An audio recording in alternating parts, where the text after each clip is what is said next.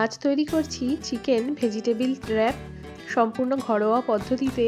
বিদেশি খাবার হলেও কিন্তু এটা আমি ঘরে থাকা নামমাত্র উপকরণ দিয়েই তৈরি করছি।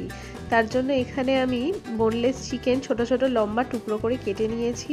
এবার ম্যারিনেশনের জন্য প্রথমে 1 চামচ নুন, 1 চামচ গোলমরিচ গুঁড়ো, 1 চামচ ধনে গুঁড়ো, 1 চামচ জিরে গুঁড়ো, 1 চামচ অল্প করে চিনি, 1 চামচ তন্দুরি মশলা, 1 চামচ কাশ্মীরি লঙ্কা গুঁড়ো আর হাফ কাপ মতো টক দই আর আদা রসুন কাঁচা লঙ্কা বাটা দিয়ে আর তেল দিয়ে ভালো করে মাখিয়ে আধ ঘন্টা মতো মাংসটা রেখে দেব।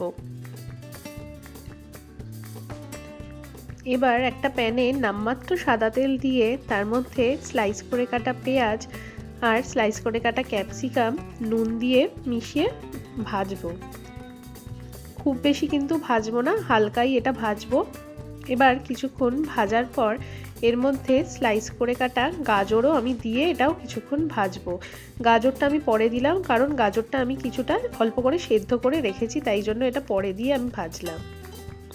এরপর ওই প্যানেই 1 চামচ মতো মাখন দিয়ে তার মধ্যে ম্যারিনেট করা যে চিকেনটা দিয়ে ভালো মতো রান্না হতে দেবো। এবার সসটা তৈরি করে নেওয়ার পালা। এর জন্য প্রথমেই আমি 2 টেবিল চামচ মেয়োনিজ, 1 চামচ টক দই আর 1 চামচ নুন, 1 চামচ কাশ্মীরি লঙ্কা গুঁড়ো, 1 চামচ টমেটো সস আর ধনেপাতা কুচি দিয়ে ভালো করে মিশিয়ে একটা সসের মিশ্রণ তৈরি করে রাখবো।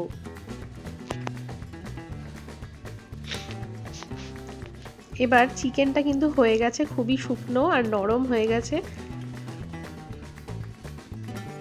এবার বাড়িতে তৈরি করা রুটি দিয়ে এটা তৈরি করব। রুটি কিন্তু বেশি ভাজা হবে না, যাতে নরম থাকে। তার মধ্যে সসের মিশ্রণটা দিয়ে তার মধ্যে চিকেনটা এবার আমি দিয়ে দেব।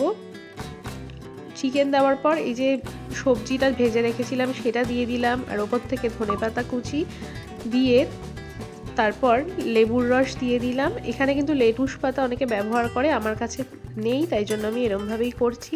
তারপর তার উপর থেকে আবারও সসের মিশ্রণটা দিয়ে এটা আমি এবার র্যাপ করে বা মুড়ে নেব। প্রথমে তলা থেকে মুড়ে নিয়ে তারপর সাইড থেকে মুড়ে আমার কাছে কাবাব তৈরি করার যে কাঠি ছিল সেটা দিয়ে তৈরি করে নিলাম। সন্ধ্যের টিফিনের জন্য এটা কিন্তু খুবই সুস্বাদু আর স্বাস্থ্যকর একটা খাবার।